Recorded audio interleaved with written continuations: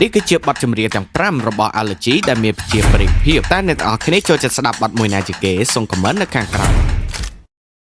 ចំណាក់ថាលេខ5យើងមានបទព្រំលិខិត fit ជាមួយនឹងទេពពិសេសខ្លួនឯងមានវាសនាជាងអ្នកផ្សេងអ្នកខ្លះសុំរស់នៅចំណាក់ថាលេខ4យើងមានបទ Still Savage fit ជាមួយនឹង Wycing and Tommy AWSCOGY ញកំពុងលាក់ស៊ីជាមួយនឹងពួកខ្លាញ់ឃ្លានលុយ sponsor ពេកស្ថិតនៅចំណាក់ថាលេខ3យើងមានបទរៀនចប់ fit ជាមួយនឹងស្រីខួចដល់មកចេញពីរៀនលោកកូនស្រីគេដើរលេងចុះមកដល់ចំណាក់ថាលេខ2យើងមានបទ Soria fit ជាមួយនឹងព្រះនាងនរោត្តមជ័យណាចង់ឃើញញញឹមរាល់ថ្ងៃចង់ឃើញសប្បាយ all day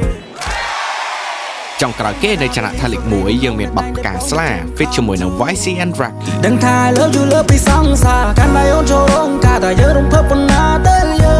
ង